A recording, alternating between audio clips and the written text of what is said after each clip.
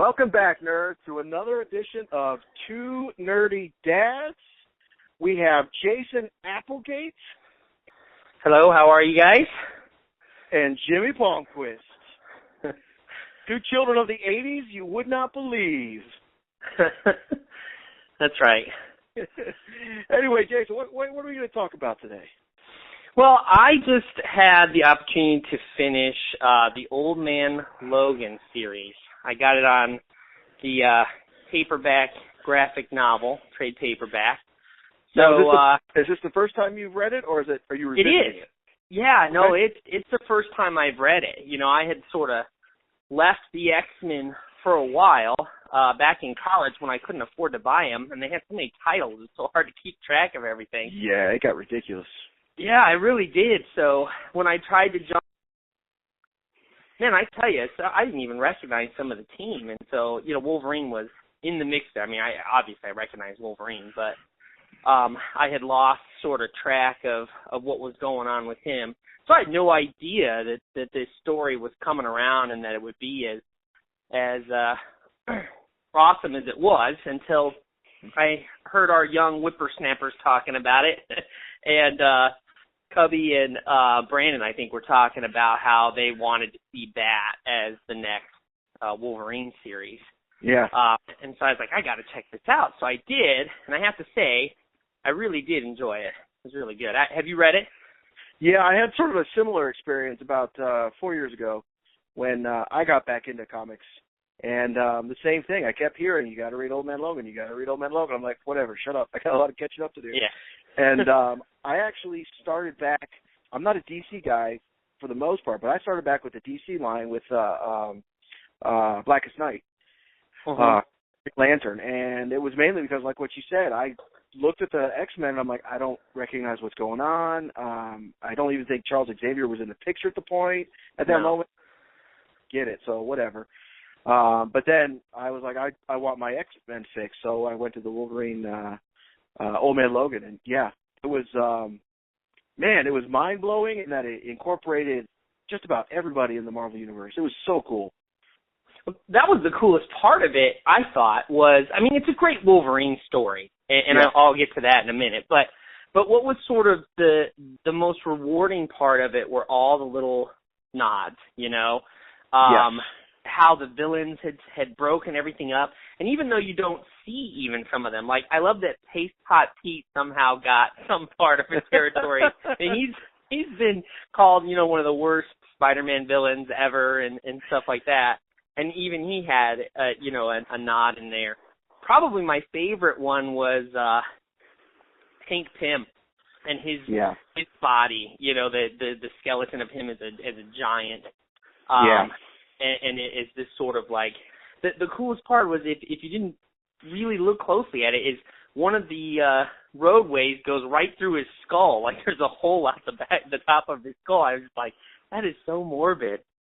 But so I loved the Redneck Hulk family. I just thought that was awesome and amazing. You're just like, what the hell is this? And it was cool. Yeah. That's where Wolverine's origins are with the Incredible Hulk, so it was great that they were prominent in it. It was cool because, yeah, you're absolutely right. I mean, his first appearance is in an Incredible Hulk. So to see that kind of be the end of the storyline was pretty cool. I do have to say that I had read it, and I've been huge on the She-Hulk comic that's out now. I like it a lot. In fact, I'm hoping to write something up about the series pretty soon. Oh, cool. And it was, it reminded me of, I know David S. Goyer, the Superman director or writer, had made that comment about She-Hulk and why she was created. And I know it got a lot of attention, and I thought it was kind of a stupid thing to say, but hey, whatever, we all say stupid things. But then when I read this, I was sort of like, well, didn't, Mark Millar just said the same thing, basically, because Hulk says that's why he has this inbred family. Is the only person he could be with was She-Hulk. I was just sort of like, okay. And if there was any criticism I had of the graphic novel, of the collection, was that the same one that I have for Frank Miller. I love Frank Miller's Dark Knight Returns. I mean, what it did for Batman was pretty awesome, you know, and it's probably that and his Year One series are cornerstones of Batman. I mean, if you're a Batman fan, you have to read those two storylines. And so it reminded me a lot in that way because it was gritty, it was violent, and those, especially Dark Knight, was pretty violent. It took the character back to his roots, which I don't know if Wolverine's ever really ventured much away from his roots, but still, it was cool to see. But what I never liked about Miller is sometimes the shock value just for the sake of shock value, you know? And I felt that was maybe a part where he kind of stepped over the line. But, hey, you know, I think if anything, it fit in with what I love the most about it and why I'm willing to sort of overlook it is I loved that it was a Western. I mean, it really had a Clint Eastwood feel. It reminded me a lot of Unforgiven, actually. As I was reading it, I'm like, gosh, this is almost exactly like Unforgiven. You have Hawkeye asking Wolverine to go on this, you know, sort of last hurrah journey, these two old guys, you know, who still obviously kind of have it together. But what made them good was just how ruthless they kind of were. But you don't really get with Hawkeye as much. I thought that it was interesting to see him be the way that he was. And then, of course, all the alternate future stuff was just kind of interesting and neat. Like, where would these guys be? And you want there to be a sequel to it, right? Because, I mean, he rides off at the end, and it left it open for it. And there were these little suggestions. I mean, he takes care of the Red Skull, sure, which was also a very cool scene and a cool fight. To see him strap on the Iron Man armor was just awesome. That was one of my favorite parts. But anyway, I'm getting sidetracked here. Dr. Doom, like he's in it for what, maybe one cell? Yeah. And that's it. And I expected something to happen, and it didn't. And I'm like, wait. You got to tell me what's going on. But I think he did a really good job of kind of adding all these little nuggets, Easter eggs, like, you know, we like to see, and kind of leaving it open for either you to decide or maybe for continuing series. I don't know. We'll have to see. Well, I definitely see the potential of doing another offshoot, but I wanted to touch on Mark Miller real quick, and I agree with you on the shock value. Obviously, I'm a big fan of Kick-Ass and Hit Girl and their comic series, but it seems like every page he tries to do something like that, where he's just trying to shock's sake. But I just read a new book a couple weeks ago, MPH. I believe it's by Image, which kind of surprised me. Yeah, it is. And, oh, my gosh, I didn't realize it was him. I did not realize it was him. Saw who wrote it, and I'm like, there was no shock for shock's sake. This is crazy. It was really well. I really enjoyed it. Yeah, I agree. I picked that up, but did not get a chance to read it yet. But his other, I think isn't he the one that also does Starlight? I think that's another of his series that when I heard he had a new series out, I looked for it up in the mature section, you know, which is up above my kid's head, thank goodness. And it wasn't there. And so I had to find it in, you know, down where the regular comics were. And I was like, oh, well, that's kind of cool. And so I think the same thing can be said there. But yeah, he's got good stories. I mean, he does. He's doing for Image. It's violent, and there's some shock value. Jupiter's Legacy. Oh, yes. I love that series. Now the bummer about it is, like, an issue comes out every 3 months or so. And this is nerds. This is the problem when you get old and you have kids. You will get a comic book from Mark Miller and others, and it's so sporadic. You'll be like, did I miss an issue? What happened in the last issue? I can't remember. It's almost like, keep them all in the same box or something. I don't know.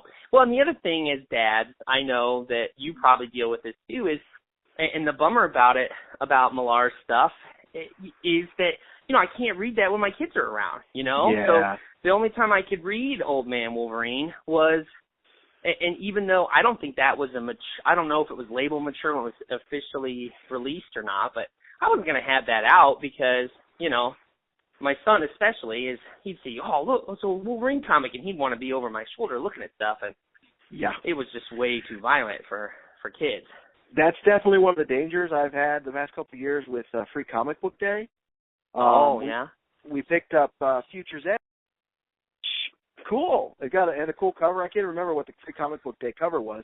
I'm like, okay, cool. This is DC writing something. Let's read it. And I'm reading it, and all the superheroes are getting wiped out in the beginning, and kind of violently. And I'm like, okay, let's put this book away. Yeah. There was no designation that was what was going to happen. Yeah, that you do have to be careful about that. That's for sure. And you know, I'm not saying, hey, we need to institute the comic book again and everything. No. But it is sort of, I've always been a person who feels like there just isn't a whole lot out there for kids right now. And maybe that's just because that's where the medium has gone.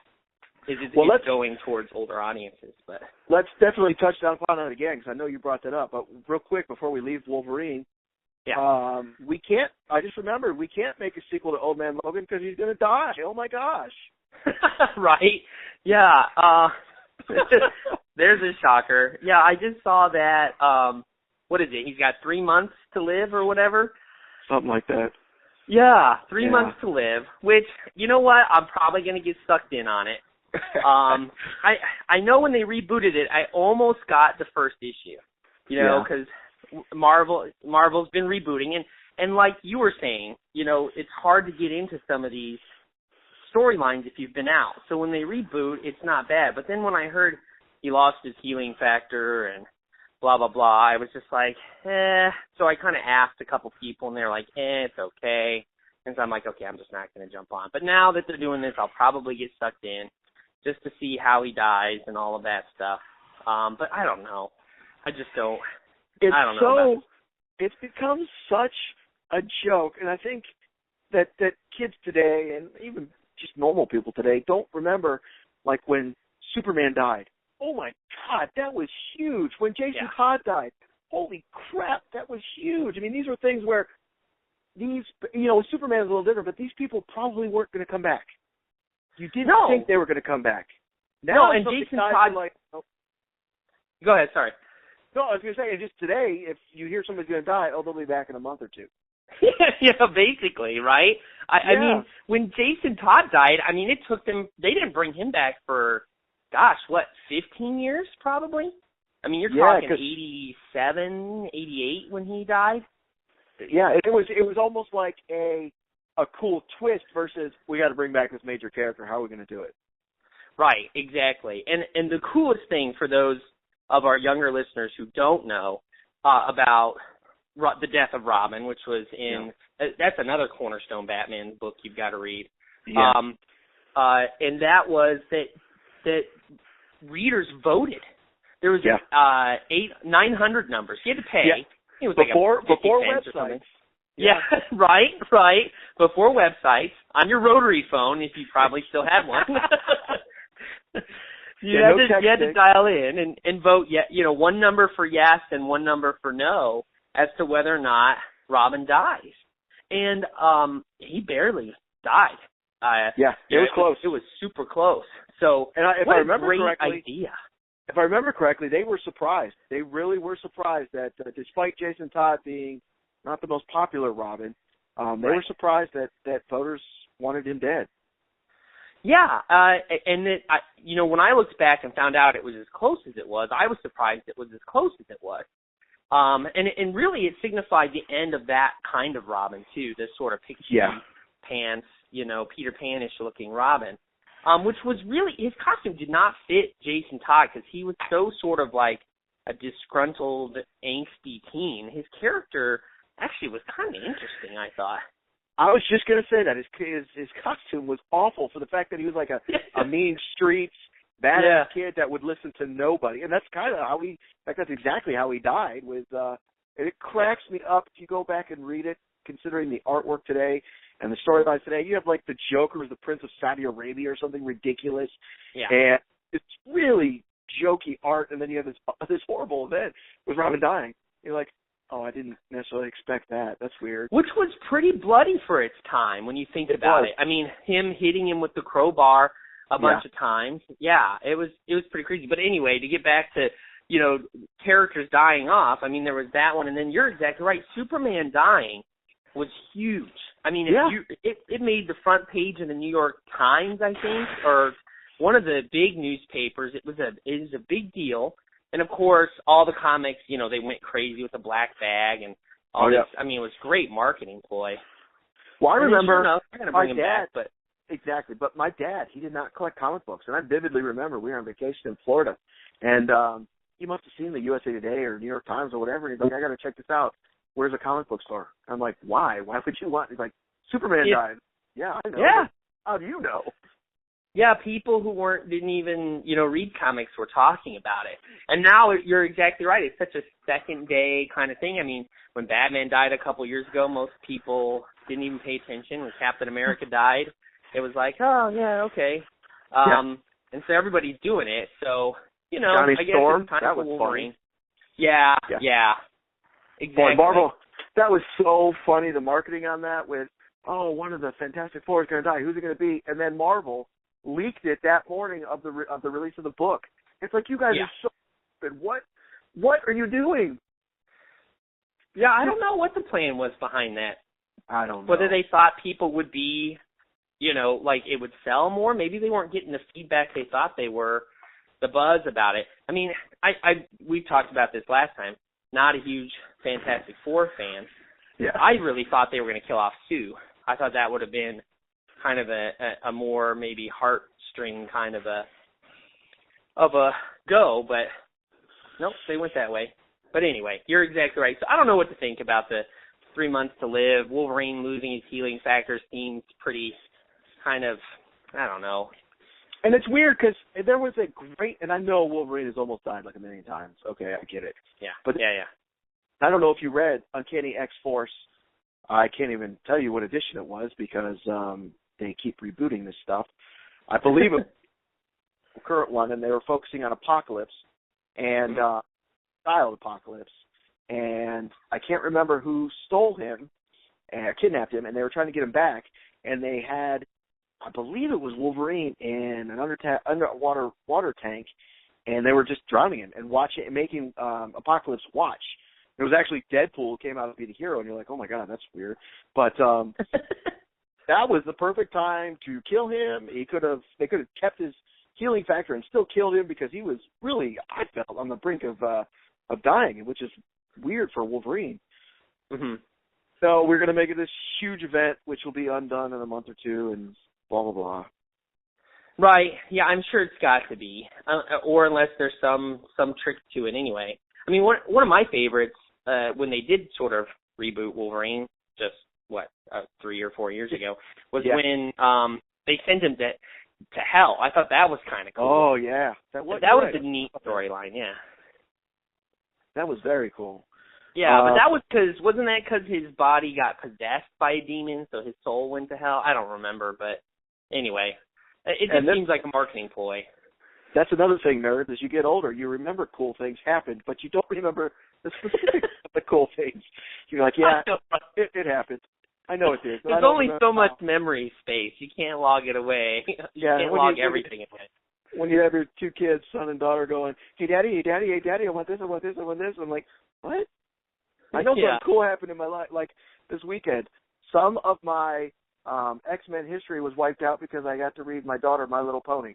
And it's sad to admit that, but I'm like, I know all about Equestrian Ponyville, but I can't remember what happened in Uncanny X-Force. Yeah. So are you saying you can name like about 4 or 5 different My Little Ponies? Twilight Sparkle, Applejack, Fluttershy. I know that one. Yeah, I pretty much know them, and it's sad. This is what you do I don't know when you're a dad. So I feel good about that. But yeah. Yeah. Woo! This is what you do when you're a dad. So any listeners who are not yet parents, whether dads or moms, this is what you do. You make sacrifices, but then your kid. It's super exciting when your kids get into stuff that you're into, which we're going to talk about later too. So that's what I feel. This is the gateway drug to get her to Wonder Woman. That's what I'm hoping.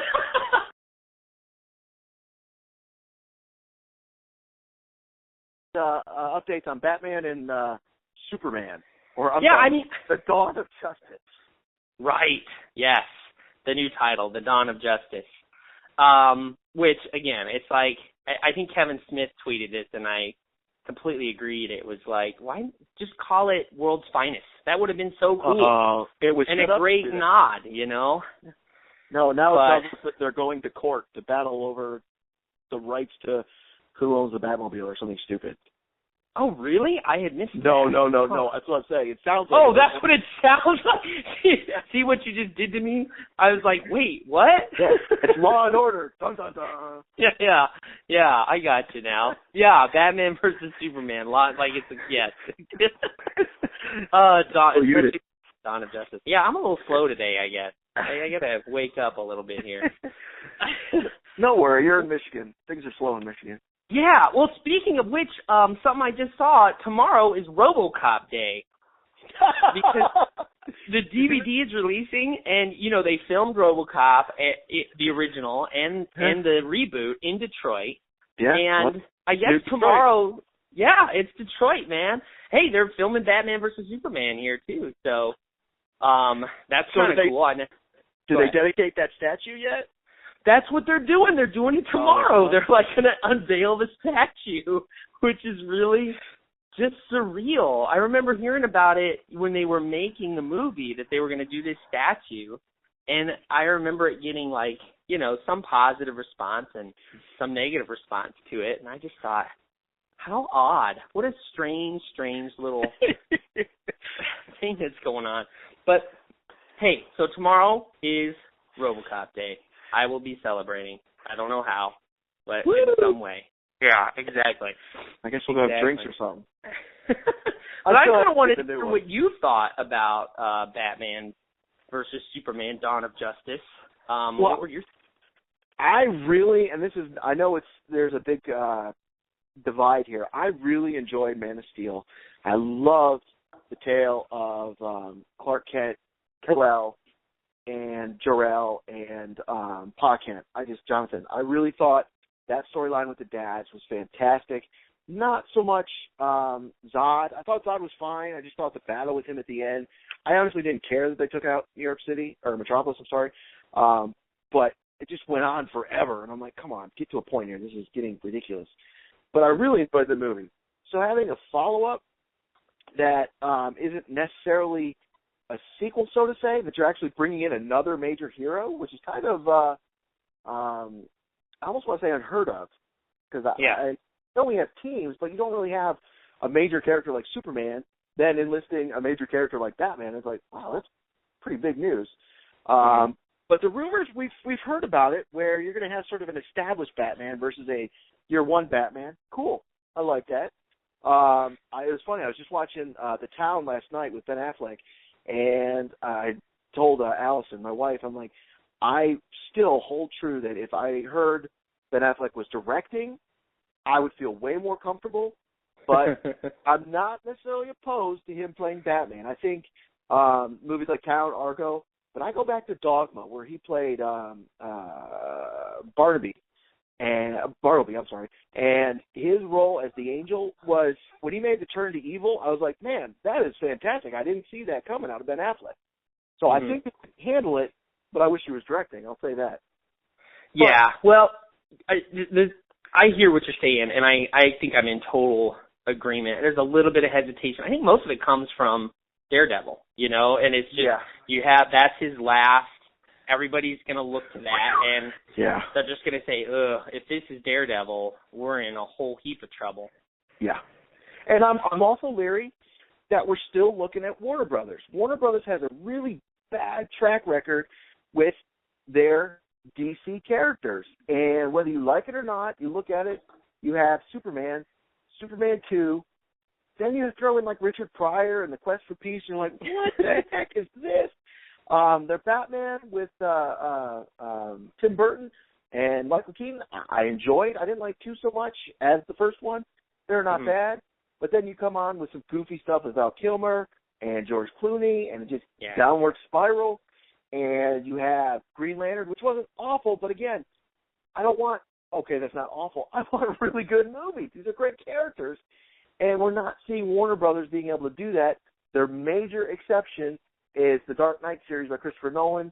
That was a home run. In my opinion, you know how much I love Star Wars. I truly believe that is the best trilogy ever made. I think that story goes all. I know. Wow. Story goes right. I love Christian Bale as Batman and Bruce Wayne. I know that's not exactly consensus across the board, but I thought those movies were fantastic. But for the most part, Warner Brothers sucks at making superhero movies. Their track record awful. And we were at Comic-Con last year, and they announced Batman vs. Superman. And we're like, oh, awesome. And then it suddenly dawned on us, like, I don't know if they know what they're doing. Yeah. And they announced it, like, I can't remember the date, but they've already pushed it back. And it's like, wow, I don't know what they're doing. I don't think they know what they're doing. And then they have all these casting rumors coming out with who's going to be Wonder Woman, which we now know is Gal Gadot, and who's going to be Aquaman. But then they have, like, The Rock is going to be in it with something. And we're like, you guys, I don't know if you know what you're doing. You just seem to be shooting with a shotgun hoping you hit something. And it's nerve-wracking as a fan. Yeah, no, I hear you. All that trepidation, I totally agree with. I mean, I think if I were to take a wild guess, all these other characters, Wonder Woman, Cyborg, any of the others that they end up confirming, I'm kind of thinking they maybe make cameos at the end, or it sort of, leads to some sort of, not a stinger like the Marvel movies did, where after the credits roll, you see Thor's hammer or something like that, but rather, something where some kind of crisis happens and it leaves this sort of cliffhanger ending where maybe Darkseid's going to be coming or something to that effect. And so Wonder Woman and Cyborg and these other characters maybe arrive, or maybe their origins are tied in somehow. I don't know. I hear what you're saying. I think there's a lot of risk involved here. And, of course, what stinks about it all is that Marvel's been doing so good with the Avengers that it's almost like Warner Brothers, what can they do to keep up without just sort of carbon copying everything? And that goes to another flashback with us in the 80s. DC, Warner Brothers, had it together, so to speak, with Superman 2, the Tim Burton Batman, and you look at the Marvel films that came out, and it was such a joke. I don't know if people have seen the Roger Corman Fantastic Four. We had a screening of it here in Las Vegas. It is so pathetic. It's not even fun. The Captain remember I found that on VHS, yeah. Oh, my God. I'm sorry for anybody that owns that. They should really get and then, like, the Dolph Lundgren Punisher was unbelievable. The David Hasselhoff Nick Fury was ridiculous. I mean, they could not do anything right as far as movies went with Marvel in the 80s. Yeah, no doubt. I agree. So, I don't know. I guess if we look at the last three Batman movies and we look at Man of Steel, and overall I think you can say all those movies were successful with the mainstream audience for certain. And I think most fans liked those movies. There's always going to be exceptions. That I think I'm just going to kind of reserve judgment, and with Batfleck, same thing. I mean, I remember when they announced Heath Ledger as the Joker, and what he was most known for was Brokeback Mountain. And, that's true. It was like everybody was all up in arms and thinking no one can be, Jack Nicholson, he was the greatest Joker. And now it's like, Jack who? Most people prefer Ledger's Joker. So I don't know. I'm gonna kind of wait and see what happens, and then I'll obviously have a pretty strong opinion, I'm sure, one way or the other. Not to keep knocking it, but the other thing that makes me nervous is I think if you compare it to Marvel, I keep doing that, not J.J. Abrams, Joss Whedon has a great grasp of comic book history, and he's keeping it together, weaving it with Marvel, but he is not directing everything with Marvel. On the flip side, we now have Zack Snyder, who has done Man of Steel. Now he's going to do Batman vs. Superman, and he's already been announced for Justice League. That makes me nervous because I am a Zack Snyder fan. What he did with Watchmen I thought was fantastic. That opening sequence where they introduce everybody is just phenomenal. I obviously like what he did with Man of Steel, but there are things in Man of Steel that I didn't like. And there were things in Watchmen that I did not like. But I saw more of those things in Man of Steel. And I keep feeling like they're giving him more and more power. He's going to do more and more of these things that I don't necessarily like. And it's going to just bleed into just not a good movie. And I am nervous about that. Yeah. No, I hear you.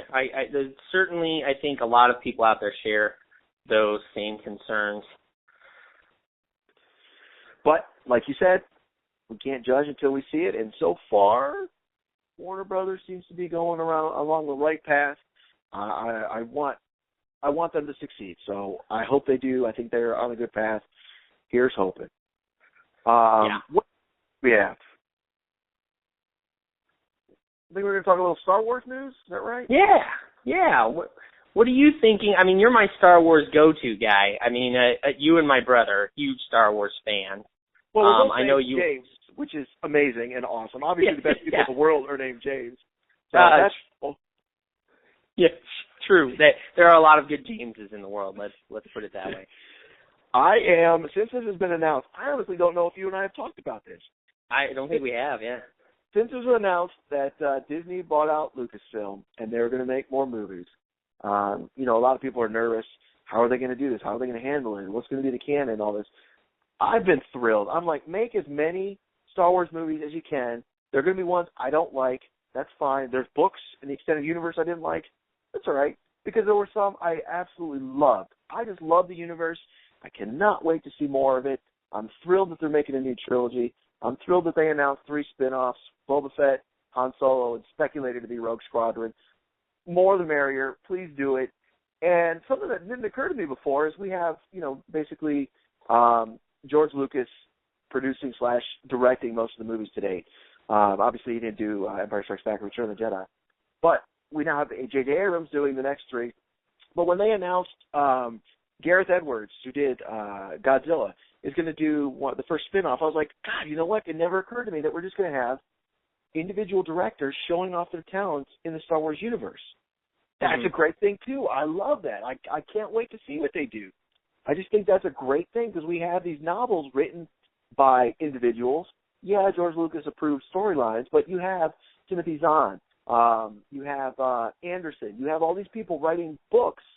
Well, now we're kind of going to do the same thing with screenwriters and directors, and I'm excited to see what they do. I think the best thing they could have done was get it out of Lucas's hands.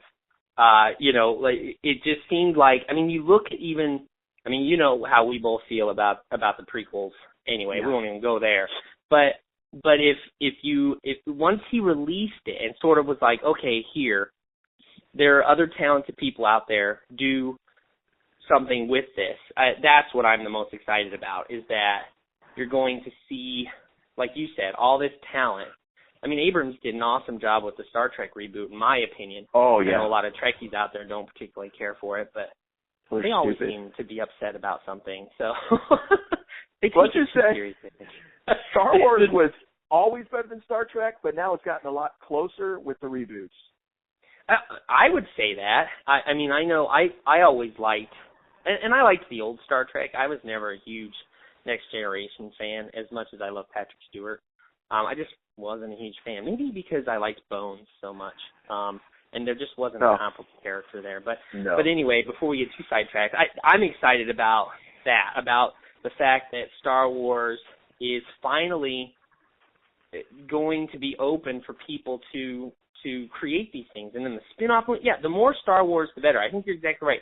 It's going to be like comic book movies. There's going to be some misses, and you're going to have your Daredevils, but you'll also have some surprises like Blade, and something will come out and you'll be like, whoa, I would never have thought that would be awesome, and it really is. So That's a great point. And Did you see the oh, sorry. No. I was just going to go back to what you said with George Lucas, not being, hands-on. It's funny that he created this world and then, revisited it, 20-some years later with the prequels. And it was funny because a lot of people were really getting on him for the movies he's made. And I don't think people read up and did the history that he actually reached out to Spielberg. He reached out to Lawrence and Kasdan for help on these, pointers and all that. And they said, George, this is your world. You do it. I think people were afraid to get involved in something that was so iconic that he created. Yet Oh. He did it. He actually was like, you know what? I'm going to do this because it's still true to my heart. Granted, some other things have come out that he wanted to prove what Lucasfilm could do, ILM, what they could do, special, all that. But if you read some of the books or even watch the Clone Wars animation series, those stories are awesome. They're just sorry that the 3 movies aren't as awesome. Yeah. No, and I'm sure we'll probably talk about this at some point on this show, but I love the Clone Wars animated series. I think it's great. I love the storytelling in it. I think it's really good. And again, a lot of the extended universe that they tell in the books are just phenomenal. They delve there's one, I don't remember the name of it, but they dealt with Mace Windu and his powers. And it's just a great book because you learn how he fights his Jedi style, and he's always just tiptoeing against the dark side. And it's just, I think it's called Shatterpoint. I think that's what it's called. It's just phenomenal book. That sounds pretty cool. Cool character. And you know that Samuel L. Jackson would be all about it. He'd be super excited to do that. Oh, yeah. So, that guy doesn't age, so you can make another movie with him. Right? Yeah. Right? And the other thing I just heard, I just saw it today, they cast Sith. It was the actress, I think, from, what was she from? 12 Years a Slave? Yeah, was it Lepido? I think that's her name. I think so. I know I recognized her, and I want to say it was from a picture where she was winning the Academy Award, I think, for 12 Years a Slave. So that's kind of cool. And there was, of course, the first thing everybody was saying is Ventress. She's going to be Ventress, which I thought was interesting. I don't know how that would fit in. Well, did you finish? Way ahead. Did you finish the animated series, the Clone Wars? I haven't. Okay. I haven't. But you can spoil it for me if you need. Okay. They never tell what happened to her. Okay. So there's a couple characters where, and I kind of at first was like, well, they were given the okay to finish season, I think it was 7, that went on Netflix, but they didn't know that. So I didn't know if they did a rush job to finish up some stories. And as you watch it, you'll see what I mean. That they clearly had an idea of what they needed to tell, and it didn't involve Ventress. But there's a couple characters where like they never told us what happened to them, and it would be phenomenal if J.J. Abrams and the team were like, we have these characters we can still use because we don't know what happened to them. Sure. Yeah. I know my son would be super excited. He loves Ventress. It's sort of like, it's a weird crush he has. It's kind of disturbing in a small way, but I'm like, she's kind of weird. He just likes her. She's just awesome. So well, she is, because she's not really all bad, and she's not obviously not all good. She comes from Dathomir, I believe, where the mother goddess, whatever, was raising like Darth Maul and that brotherhood. So it's got a great storyline, and her sisterhood with the witches who tap into the Force. Man, yeah, I'd love to see more of her. And it looks like that would be a good actress to play that part. So. And it's cool because I know when they first announced the cast that was coming out, Carrie Fisher was basically the only female in the cast. So to have another strong female lead, great news. That's what we need. Yeah, absolutely. What do you think about all the original actors coming back, Harrison Ford and Hamill and the rest? I am thrilled. No, I'm not worried. I mean, let's be honest. If you watch the first Star Wars, A New Hope, to me, hit on all cylinders. I know a lot of people say Empire Strikes Back, but to me, A New Hope is the best of the series, mainly because it got everything going. But if you look at the other movies, Harrison Ford is always a great actor. He really is. Even then, when he was just going to be a carpenter, he was a great actor. Mark Hamill and Carrie Fisher don't always necessarily do the best acting, and I don't want to make fun of Mark Hamill or pick on him, but sometimes he has some very weak acting. Now, granted, he didn't have the best director with him at all times, but he's not exactly the strongest actor. Now, given that it's been 30-plus years or what have you, I think he's become a much better actor, especially with his voice work.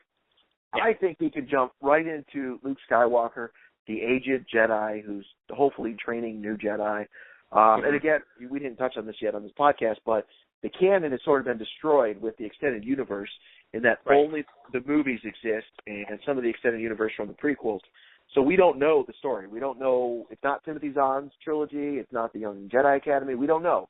So this is what I'm saying. We're hoping is what he's doing. But I think. Sorry.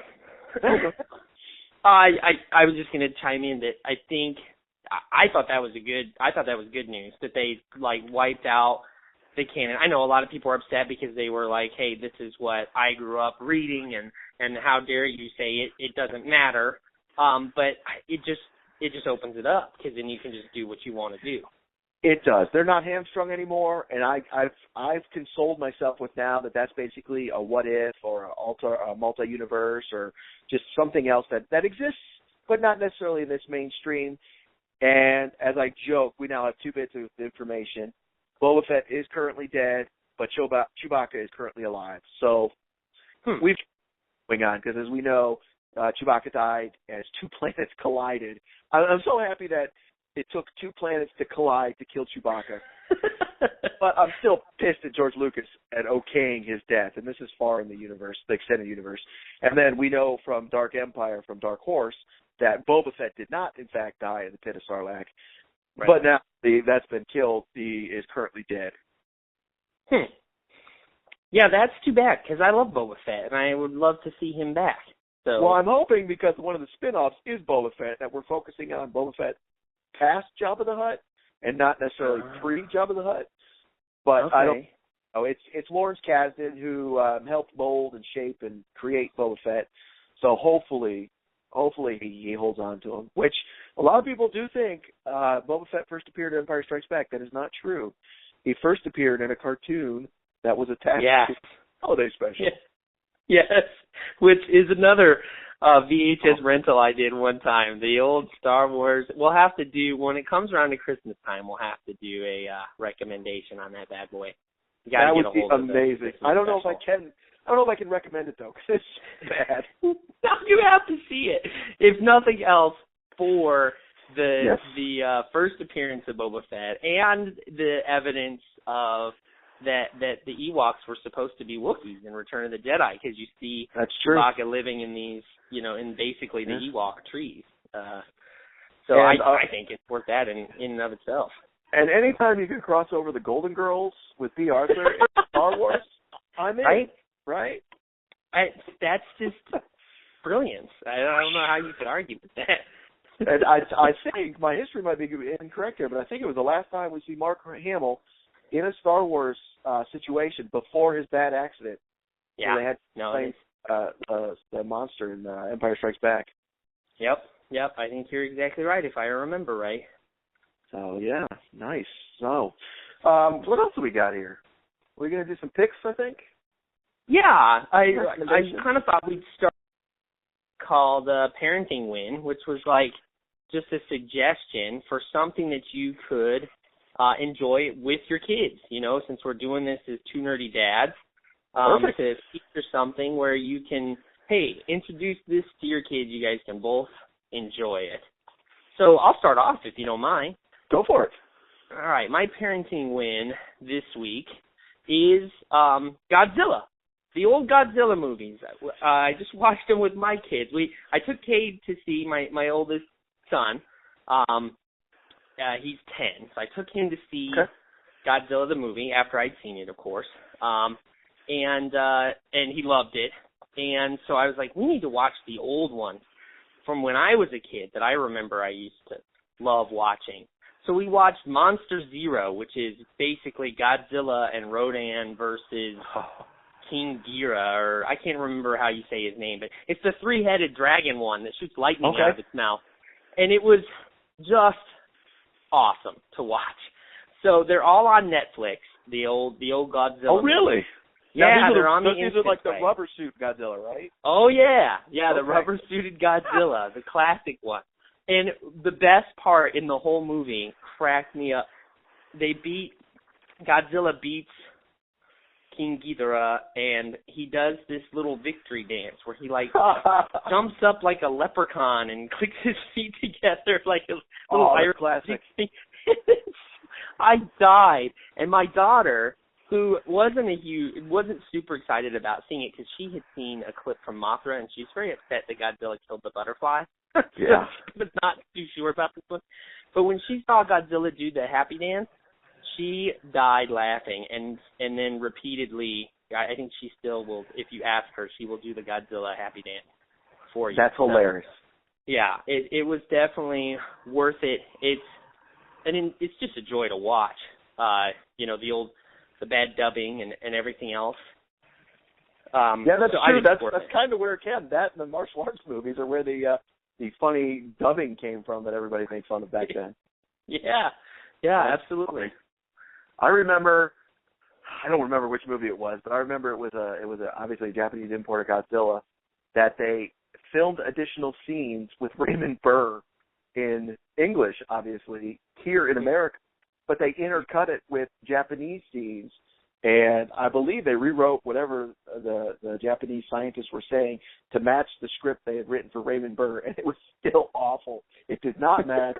It was like different film stocks and qualities, but it cracked me up that they even tried to do that. Well, that was something that I hadn't remembered having rewatched it, was they had an American actor in this film, and he was speaking English, the American actor was, and it wasn't, dubbed, but everyone else was speaking Japanese, and it was obvious that they were dubbed over in English. Was it Perry Mason? I don't remember who it was. I'll have to look it up. But I was like, whoa, this is odd. That first it was, it obviously was made for an American audience too. They must have considered that. And so it made me wonder, well, in Japan then, they must just dub over the American actor with Japanese. Which if I remember correctly, that didn't exist. I mean, unless they saw our version. But the original was that they would have their version, and then we added English and American parts to make it more appealing. Well, this actor, though, was in the scenes with the Japanese actors, so they couldn't have just added his whole character in. Like, his character is in the story, and he is, like, a big part of it. He's the sort of one of the three major characters, and he's speaking English, and it's not dubbed over. It is straight up matches right exactly what he's saying. And so I'm guessing it must have been when the market had already taken off in America and Japan, and so they were like, hey, let's kind of do both of these things. So, yeah, it was really interesting. That's cool. I'll check that out. I'll definitely check that out. That's funny. Mm-hmm. So, I have, just like you, I have two kids. I have a 5-year-old and an 8-year-old. And my goal is to get them into comic books. And the younger one, she's a girl, and that's a little harder. She loves Wonder Woman. She loves Catwoman. And I'm saying this she likes the looks of them. I haven't let her read those books yet because a lot of them, they deal with adults. But like I said earlier, and this is probably going to get a chuckle from a bunch of people, My Little Pony is to introduce girls to comic books. There is an animation, a cartoon that's currently on Netflix. I think it's on the Cartoon Network, but I'm not 100% sure. That is a really good cartoon. It teaches a lot of great things. It's not the greatest thing for adults to have to watch, but if you're in the room watching it with them, it's not awful. There's pretty good storylines. Seems like everybody gets together and they have positive stories, which, as you know as a dad, sometimes that's not true. And even though the animation might be entertaining, it's teaching not necessarily great things and a lot of bullying, a lot of name-calling. And it's like, well, that's not what I want my kids to learn. But right. Being able to take that animation and then have it in a comic book with IDW and to be able to sit there and read it to her and with her is really great. She's been very interested to read comic books, and my plan is working because now she's excited for Teen Titans Go. So we're moving in the right direction, in my opinion, to the superheroes. So I would highly recommend, if you're a dad out there to a little girl, My Little Pony is a great way for you not to go crazy, yet still get your daughter into comic books. Yeah, I mean, it could be worse. It could be Barbie. That's where I drew the line. There was no Barbie allowed. We do not own any Barbie DVDs. Yes, she has Barbie dolls, a couple of them, most of which have been purchased by family members.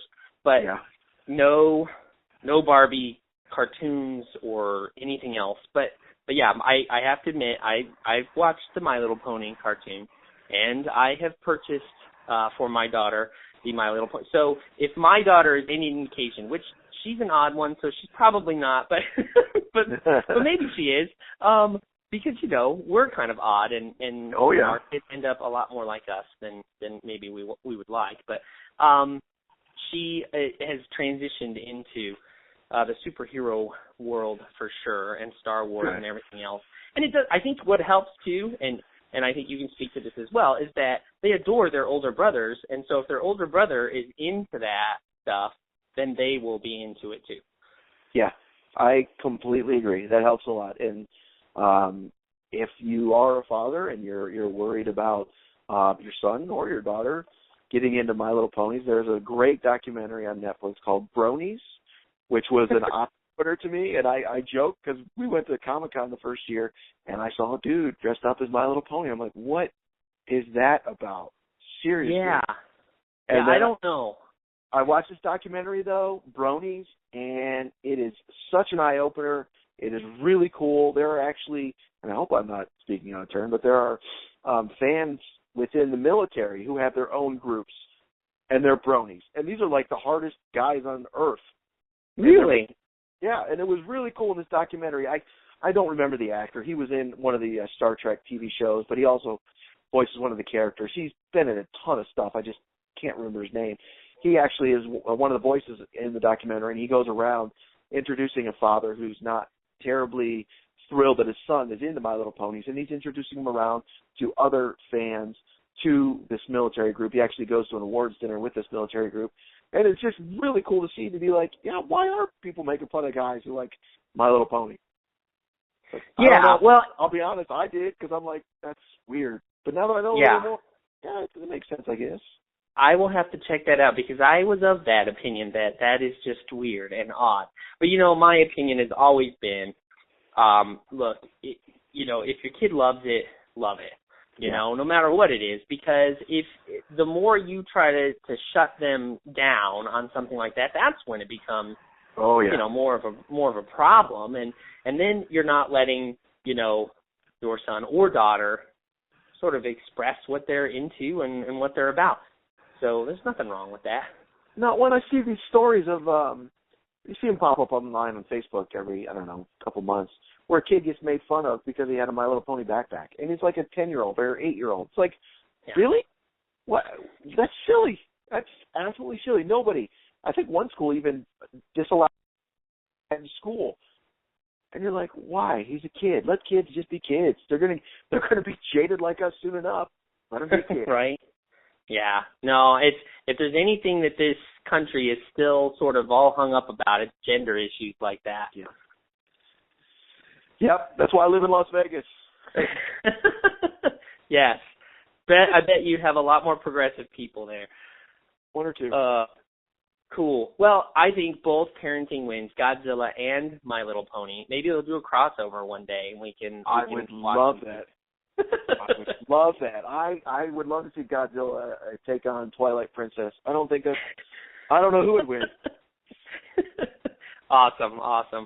I'm going to go have to read some Dark Knight so I can Old get man back Wolverine. my dad card. Recycle it back around and keep getting it. Yeah. Exactly. Get my nerdy dad card back. My wife reading Old Man Wolverine. Thank you, sir. Old Man Logan, sorry. Yes. Yeah, Old Man Logan, yeah. Awesome. Well, again, it's been awesome, Jimmy. Thanks for doing this again, episode 2. Of course, yeah, episode 2, and nerds, we will be back with episode 3 coming soon. If you have any suggestions or topics you would like Jason and I to talk about, please send us an email at info@nerdlocker.com, and we will do our best to talk about what you guys are interested in. But for now, so long for me, Jason. Take it easy, everyone. And we'll see you on the flip side. Bye, guys.